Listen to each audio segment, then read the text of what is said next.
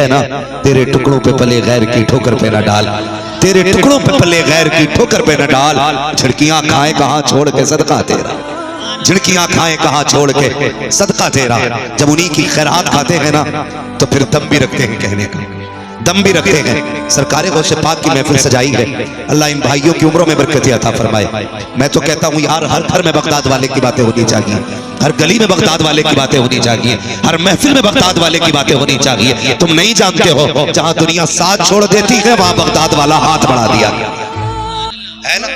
बड़े मेहरबान को बगदाद वाला कहा जाता है, बड़े लजपाल को बगदाद वाला कहा जाता है। खुदा की कसम उनकी शान ये है, गौसे पाक अल्लाह ताला क्या दबे जिस पे हिमायत का हो पंजा तेरा, शेर को खतरे में लाता नहीं कुत्ता तेरा।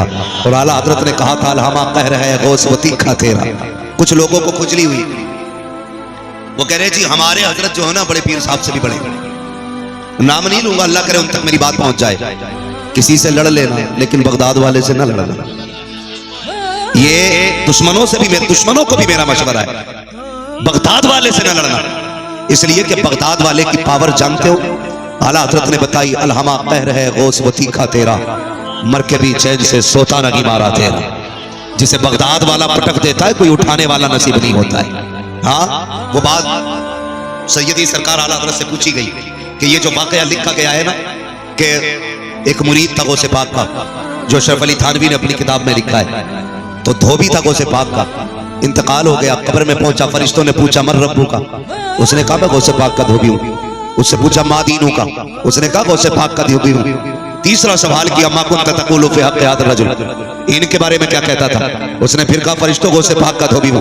किताब में लिखा हुआ है, अशरफ अली थानवी ने अपनी किताब में लिखा कि फरिश्ते दौड़े दौड़े गए रब के पास, मालिक अजीब बंदा आया है, पूछते तेरे बारे में है, बात अब्दुल कादिर की करने लग जाता है, बात तेरी करने लगे, बात तेरी करते हैं वो फिर अब्दुल कादिर का नाम लेता है। तो अशरफ अली थानवी ने लिखा, रब ने फरमाया फरिश्तों जाओ उसे सोने दो।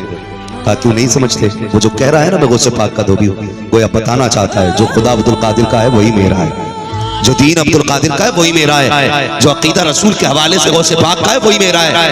आला हजरत से पूछा गया बताइए क्या ये बात दुरुस्त है, सुनिएगा, आला हजरत से पूछा गया क्या ये वाकया दुरुस्त है।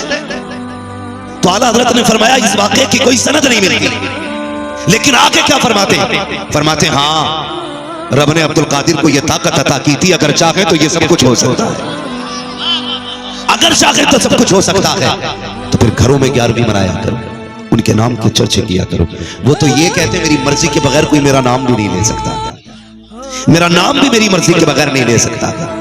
खुदा की कसम कौन है गौसे पाक, एक एक बात का तस्करा किया जाए तो उम्रें बीत जाएंगी लेकिन पूरी बात बयान नहीं हो सकती है। हाँ, पूरी जिंदगी अगर उनके तस्करे करते रहो फिर भी उनकी पूरी सीरत और उनकी शान और शौकत को बयान नहीं किया जा सकता। सरकार गौसे पाक दुनिया में तशरीफ लाए, सबको पता है जब दुनिया में आए पहला रमजान का महीना आया, रोजा रखा।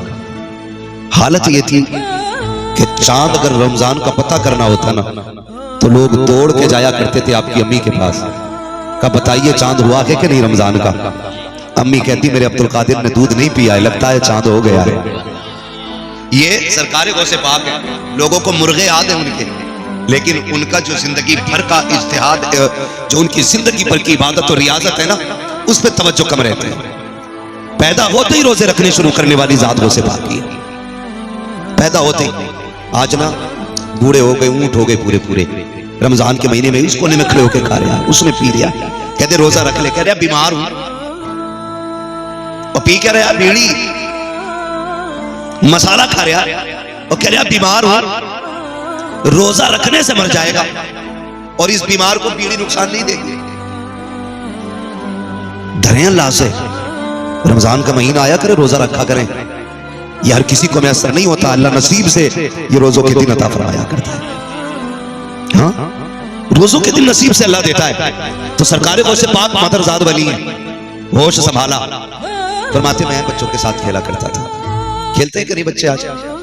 खेलते, लेकिन खेल भी अब अलग अलग लेवल के हो गए। मैं इन खेलों पे बात नहीं करूंगा जो आज के खेल हैं, मैं बस बहुत कम वक्त में बात पूरी करने की कोशिश करूंगा। अल्लाह आपको सलामत रखे, इतनी रात को बैठे हुए हैं, लेकिन मुझे ताज्जुब नहीं आपके बैठने पे, आप इतनी रात को क्यों बैठे हुए हैं। मुझे एक बात याद है, अजमेर वाले ने ऊंट बैठाए थे, वो नहीं उठे थे, बगदाद वाले के बैठाए हुए गुलाम कैसे उठ सकते थे? इसलिए मुझे ताज्जुब नहीं है आपके बैठने पे। आपको मैंने नहीं, बगदाद वाले ने बैठा रखा है, बगदाद वाले ने बैठा रखा। सुनिएगा, सरकार गौसे पाक को समझने की कोशिश करें। मादरजात वाली है सरकार गौसे पाक। अल्लाह अकबर, खेल की उम्र आई है, बचपन का जमाना है। कहते मैं घर से निकला, बच्चों के साथ खेलने के लिए बाहर गया। मैंने देखा ना, बच्चों ने एक बैल को घेर रखा था, बैल को चारों तरफ से। और बच्चे तो बच्चे होते हैं, बचपना आपका भी गुजरा, मेरा भी गुजरा है। जिस चीज के पीछे पड़ जाए घेर लेते हैं। कई बच्चे सांप से खेला करते हैं क्योंकि बचपना है। कई बच्चे मौत से खेला करते हैं क्योंकि बचपना है। बगदाद वाले कहते हैं मैं घर से निकला, बच्चे घेरे हुए थे बैल को, मैं भी गया, मैंने भी जाके तुम पकड़ी। कोई कान पकड़ रहा था, कोई नाक पकड़ रहा था, किसी ने सींग पकड़े थे बैल के, कोई मुंह पकड़े हुए था, हमने भी जाके तुम पकड़ी। जैसे कि तुम पकड़ी, बैल ने मेरी तरफ देखा और देख के कहने लग जाता है अब्दुल कादिर तुम तो ख्याल करो, तुम्हें तो इसके लिए पैदा नहीं किया गया था। इतना सुनना है, गैर दौड़ जाते हैं, खौफ से माँ की गोद में बैठ जाते हैं। माँ ने कहा बेटे बात क्या है? कामी में बाहर गया था, जैसे मैंने बैल की तुम पकड़ी, उसने ये कहा अब्दुल कादिर तुम्हें इसके लिए पैदा नहीं किया गया है। ए माँ ये क्या माजरा है? माँ ने बेटे को सीने से लगाया, कहा अब्दुल कादिर घबराना नहीं, रब ने तुझे बड़ी इज्जत दी है। जब तू मेरे शिकम में था, कोई आके कहता था मुबारक हो, वलियों का सरदार तेरी गोद में आने वाला। हाँ, कोई आके कहता नारे तकबीर, नारे रिसालत, मसलके आला हजरत मुफ्ती हम्माद साहब क़िबला, नारे तकबीर। कोई आके कहता था वलियों का सरदार तेरी गोद में आने वाला है। हाँ, नसीब से महफिलें सजती हैं बगदाद वाले की, नसीब से सजती है महफिलें। सजाया करो यार, सजाया करो उनके नाम की महफिलें। तसल्ली दी, घर में रहने लगे। एक दिन छत पे चढ़े, उतर के आए, कहने लगे माँ बड़ा आज अजीब मामला मेरे साथ हुआ। माँ ने कहा बेटे क्या हुआ? कहते अम्मी जान बात ये थी, मैं छत पे गया, मैं अंदर लेटा था तो मुझे आवाज आ रही थी लब्बैक अल्लाहुम्मा लब्बैक। कहती ये आवाज मेरी कानों से टकराई।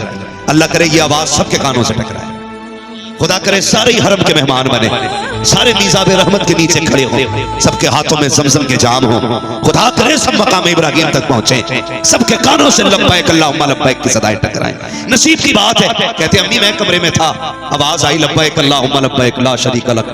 कहती ये आवाज आई, मैं बेसाख्ता मैंने समझा शायद मेरे घर के पीछे कोई आवाज दे रहा है। कहते मैं जब चढ़ा ना छत पे तो मुझे अपनी छत से अल्लाह का हरम नजर आ रहा था, मुझे काबे के तवाफ करने वाले लोग नजर आ रहे थे। मैंने माँ से बताया ना, माँ ने कहा बेटे बात ये नहीं है, बात ये है कि रब ने तुझे अपना वली बनाया है, इल्म सीख ले, गौर करना प्यारे। माँ ने कहा बेटे अब्दुल कादिर क्या चाहते हो? कहा माँ मैं इल्म दीन सीखना चाहता हूँ। लोग ना विलायत की वाव से वाकिफ नहीं होते, वाव के जेर से वाकिफ नहीं है, नंगा हो के खा पी रहा और कह रहा मैं वली हूं। नाम लिखवाने लगो तो बाबा अंगूठा लगाते। हाँ, बाबा का आज भी अंगूठा लग रहा है। बगदाद वाले को देखो, मादरजात वाली है, वो कहते मुझे इल्म सीखना है। माँ ने क्या किया? अल्लाह अल्लाह पढ़े बगदाद वाले को। माँ तो माँ होती है ना, अल्लाह करे सबकी माएं सलामत रहे, जिनकी माएं जा चुकी हैं अल्लाह उनकी माओं को जन्नत में ठिकाने नसीब फरमा दे। बड़ी बात होती है माँ का होना भी यार, बड़ी बात होती है। माँ के पास आ गया, अम्मी पढ़ना चाहता हूँ। माँ भी अब्दुल कादिर जिलानी की माँ है, कोई आम माँ नहीं है। ये वो माँ है जिसे रब की रहमतों के सलाम आया करते थे, जिसे खातून जन्नत ख्वाब में आके बशारत देती हैं, कहती हैं सुन तेरी गोद में मेरा रूहानी बेटा अब्दुल कादिर आ रहा है। ये वो है गौसे पाक की अम्मी। अम्मी मैं जाना चाहता हूँ, इल्म सीख ली। घर में ना 80 सोने के सिक्के रखे थे, माँ ने 2 हिस्से किए, 40 आपको दिए, 40 भाई के लिए रख दिए। कहने लगी ये ले, प्रदेश जा रहा है ना, इन्हें संभाल के ले जाओ, खर्चे में काम आएंगे। माँ तो माँ होती है, कितने भी बड़े अमीर बन जाओ यार, कितनी मोटी कमाई करने लगो, खुदा की कसम 10 लाख रुपए जेब में रख के वो मजा नहीं आता है जो माँ के दिए हुए 10 रुपए जेब में रखने में मजा आया करता है। क्या पता माँ के हाथ में कितनी बरकत है। कभी बैठा करो यार, कभी माँ से लिया करो। हम जानते हैं आप सेठ है, हमें बताया आने वाले हैं, हमें मालूम है लाखों की इनकम है, लेकिन कभी माँ से 10 रुपए मांग के देखा करो, इसके आगे हाथ फैलाने का मजा ही और होता है, मजा ही और होता है। और वो दिन याद है हमें जब माँ बाप 1 रुपया निकाल के देते थे, जब 5 रुपए निकाल के देते थे, हम उस वक्त अपने आप को सबसे बड़ा अमीर समझा करते थे। आज क्या वजह है? लाखों रुपए हैं लेकिन सुख नहीं है, सुकून नहीं है, इसलिए कि उस लाख रुपए में माँ का दिया हुआ 5 रुपए का नोट नहीं है। समझ रहे मेरी बात? कभी माँ से भी पैसे लिया करो, बाप से भी पैसे लिया करो, देने लगी बेटे संभाल के रखना। और माएँ बड़ा प्यार करती हैं औलाद से। परदेश जाते हैं ना, परदेश जाते होंगे ना कभी, तो कितनी बड़े आप मास्टरमाइंड क्यों ना हो, समझदार हो, पढ़े लिखे हो, इंजीनियर हो, डिग्री आपके पास हो, मगर माँ फिर भी कहती लल्ला संभल के जाना, लल्ला संभल के जाना। मेरे दादा थे, जब मैं निकला करता था ना, मुझे बैठा के कहते थे बेटे रास्ते में किसी की चीज नहीं खाते। हाँ, ये कितनी दूर अंदेशी होती है इनकी। हम लाखों में बोलते हैं, दुनिया के सामने बैठ के अपनी राय रखते हैं, लेकिन वो फिर भी बैठा के कहते थे बेटे किसी के हाथ की चीज नहीं खाते, सफर में भरोसा नहीं करते, लोग जाने कब क्या खिला दे। ये क्या होता है, ये फिक्र होती है माँ बाप को औलाद की। क्या होता है, बोले क्या होता है, फिक्र होता है। इधर कहते अरे चुप रहो यार, हमें सब पता है, हमें लल्ला समझ रहे हो, हम बेवकूफ हैं। हफ्ते में 3 बार मुंबई जाता हूं, 8 बार दिल्ली जाता हूं, पागल हूं मैं ना। ये ना कहा कर, तू कितना भी बड़ा अक्लमंद है ना, बाप तुझसे जो कहे गर्दन झुका के सुन लिया कर। तू नहीं जानता है तेरे रास्ते की हिफाजत तेरी अक्ल से नहीं होती है, माँ बाप की दुआओं से हुआ करती है। कई बार हाथ से यूं आके निकल जाते हैं, यूं आके निकल जाते हैं, कहते बच गए यार, कितनी तेजी से स्टीयरिंग काटा मैंने, बच गए यार, कितनी जल्दी ब्रेक लगाया मैंने, तेरी औकात क्या तू मौत से आंखें लगा लेता, तेरी हैसियत क्या मुसीबत का सामना कर लेता, ये जो गाड़ी गिरने से बची है, ये जो हादसा टल गया है, ये तेरा कमाल लगी है। जरा फोन करके तो पूछ, कहीं मां सजदे में तो नहीं है, कहीं बाप के हाथ तो नहीं उठे हैं, कहीं मां ने झोली तो नहीं फैला रखी है, देख तो सही, तुझे पता चलेगा ये जो हादसे से बचा है, ये तेरी जहानत रखी है, तेरी फतानत रखी है, ये तेरा सगन रखी है, ये तेरी होशियारी नहीं है। खुदा की कसम, वो माँ जो गांव में रह गई थी, उसने आंचल फैला के कहा था यार अब मेरे बेटे को सलामत रखना, उसकी दुआएं थी जिसने हादसों से बचा के तुझे जिंदगी दी। नारे तकबीर, नारे रिसालत, फैज़ाने गौसुल वरा, अज़मते वालिदैन, मुफ्ती हम्माद साहिब क़िबला, सरज़मीने लक्ष्मीपुर, नारे तकबीर। हम किया करो माँ का यार, हमारी अक्लमंदी हमें नहीं बचाती है, इन्हीं बूढ़ों की ठोकरें हमें बचाया करती है, इन्हीं बूढ़ों की ठोकरें। फरमाया गया जिस बूढ़े बाप की खांसी से परेशान है ना तू, तुझे नहीं पता अल्लाह इसकी ठोकरों के सदके में तेरी रोजी उतारता है, इसकी ठोकरों के सदके में रोजी उतरती है। और कुछ बेवकूफ सोचते हैं अब्बा जाए इंतकाल हो और कमरा खाली हो। तू नहीं जानता है बाप के जाने से सुकून नहीं मिलता, बल्कि सुख चला जाता है, घर खाली रह जाता है। यार जिनके पास बाप नहीं है उनसे पूछो कितनी कमी होती है बाप की, क्या चीज होता है बाप, तुम्हें पता है? मेरे नबी को रब ने क्या नहीं दिया, सब कुछ था, लेकिन हुजूर अपने चचा के साथ जब चलते थे ना, और चचा पीछे होते थे तो हुजूर बाजू पकड़ के आगे करते थे, मेरे साथ चले चचा। कहते थे या रसूल अल्लाह मैं आपके साथ, कहते थे नहीं, लोग कहते हैं आपका चेहरा मेरे बाप अब्दुल्ला से मिलता है।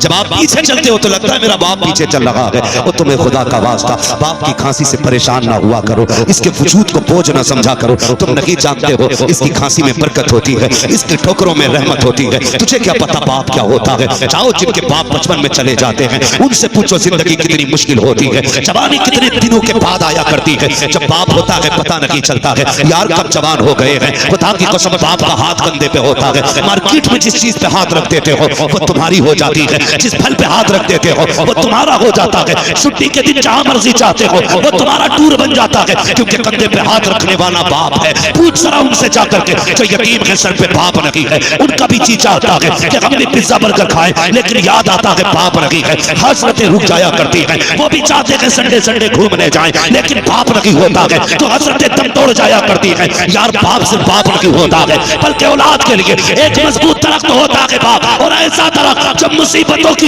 औलाद पे नहीं पड़ने देता है। जब तक बाप होता है औलाद कभी बूढ़ी नहीं होती है, औलाद तब बूढ़ी होती है जब बाप जनाजे पे लेट के कब्रिस्तान चला जाता है। या रसूल अल्लाह, या गौस, जिंदाबाद जिंदाबाद जिंदाबाद जिंदाबाद। ओ भाई बाप है तो इज्जत करना, और चला गया है तो कब्रिस्तान चले जाना, जाया करो कब्रिस्तान। भाई मैं आपको बता दूं चांद भाई, मेरा अपना मिजाज है, अल्लाह का शुक्र है लाखों के भी मजमे मिलते हैं और 8-10 लोगों का भी मजमा मिलता है। मेरा मन जो है ना बोलने में बड़ा मजमा देख के नहीं लगता है, मेरा तो मन चाहता है 4 हों लेकिन आशिक होने चाहिए। और खुदा का शुक्र है रात के 1 बजे मठा तो होगा नहीं, क्रीम ही क्रीम होगी। मठा जितना था वो छट चुका है, क्रीम ही क्रीम रह गई है। खुदा का शुक्र है मेरे हिस्से में अक्सर अच्छे ही लोग आया करते हैं, बहुत अच्छे लोग मेरे हिस्से में आते हैं, क्योंकि अक्सर मुझे रात के आखिरी हिस्से में माइक दिया जाता है।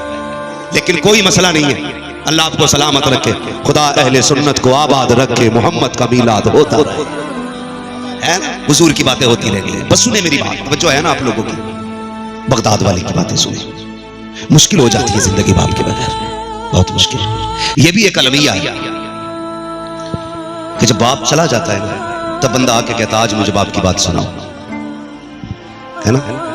बरसी होती है ना लोगों की, बरसी अल्लाह सलामत रखे। जो जहां खड़ा रहने दो, जो बैठा बैठने दो, क्योंकि ये महफिल इस वक्त जो भी है ना, यहाँ इश्क की बुनियाद पे बैठा है, मजबूरी की बुनियाद पे कोई नहीं है ना जी। यहाँ तो ऐसा है नहीं निकलने के लिए पास लेना पड़े, लेकिन अल्लाह का शुक्र अदा करना कि बगदाद वाले ने अभी तक बैठा रखा है। कोई अदा पसंद आ गई होगी जो अभी तक उठने नहीं दिया, वरना उनकी महफिल में फरिश्ते भी आया करते हैं, जिन्नात भी आया करते हैं। तवज्जो है आप लोगों की जो मैं बात कर रहा था। बहुत बड़ा अलमिया ये है कि बाप के जाने के बाद बाप की कदर का एहसास होता है। जाओ बाप है ना, इज्जत करो उनकी। वो डांट भी देना, उनकी गालियों में भी अल्लाह ने बरकत रखी है, बरकत रखी है। उनके डांटने से कोई छोटा नहीं होता, कोई छोटा नहीं होता, बल्कि जो बाप की गालियां बर्दाश्त कर लेता वो बड़ा हो जाया करता है, वही बड़ा हो जाता है जो उनकी गाली बर्दाश्त करता है। सच्ची बात है, सोच भी नहीं सकते। वो किसी ने एक सवाल किया था, मैं अक्सर इस बात को कहता हूँ। वो पूछा था, बात समझ में नहीं आई, माँ उठाती है तो गोद में रखती है, बाप उठाता है तो कंधे पे क्यों रखता है? तो किसी दानिश्वर ने जवाब दिया था, माँ गोद में इसलिए उठाती है कि माँ चाहती है जहां तक मैं देख रही हूं वहां तक मेरा बेटा भी देख ले। सुभान अल्लाह। लेकिन बाप इसलिए कंधे पे बैठाता है जहां तक मैं नहीं देख रहा हूं वहां तक कभी मेरे बेटे को नजर आए। सुभान अल्लाह, सुभान अल्लाह। इसलिए बाप कंधे पे बैठाता है। अल्लाह तौफीक देना तो बाप की कदर करना, कदर करना। खुदा की कसम इससे बड़ी चाहने वाली जात तुम्हें नहीं मिलेगी, नहीं मिलेगी। ये तुमसे कितना प्यार करता है सोच भी नहीं सकते। इतनी सर्दी के मौसम में जाओ, जो मंडी जा रहा होगा वो बच्चों का बाप होगा, जो साइकिल चलाएगा अंधेरे में वो बच्चों का बाप होगा, जो मौत को गले लगा लेता है वही बाप होता है। तुम नहीं जानते। एक बहुत बड़ा शायर, नाम नहीं लूंगा, अल्लाह उन्हें गरीक रहमत फरमाए, उनके मुंह में कैंसर, डॉक्टरों ने पढ़ने से मना किया था। बाप की सोच देखते हैं आप, जानते हो मैं उस दिन से फिक्रमंद हूं। वो नात पढ़ते थे तो मुंह से ब्लड आता था, डॉक्टर ने कहा था मर जाओगे, कम जियोगे अगर तुम नात पढ़ोगे ऐसी कंडीशन में। तो वो कहता था मैं चंद दिन का मेहमान हूं, चाहता हूं ये जिंदगी कम ही सही कुछ दिन बच्चों के नाम कर जाऊं। ये सोच होती है एक बाप की। बीमारी में भी आराम चाह नहीं करता है बाप, ताकि बच्चों को अच्छी जिंदगी दे सके। आज हम बाप की इज्जत नहीं करते। बैठा करो ना यार। मैं जानता हूं आपके भी पीर होंगे, मेरे भी पीर हैं। हमें अपने पीरों की हथेलियों का पता है कि इसके पीर हाथ कितने नर्म है। तलवे दबाए मैंने, मेरे पीर के तलवे गुलाब जैसे थे। कभी बाप के ठेठे पड़े हुए हाथ की हथेली भी देखना, उसके तलवे देखना कितनी जगह से एड़ियां फट गई हैं, उन्हें चूमा कर। तू नहीं जानता है ये एड़ियां ऐसे नहीं फटी हैं, तुझे बचपन से जवानी दिलाने के लिए ये एड़ियां फट गई हैं।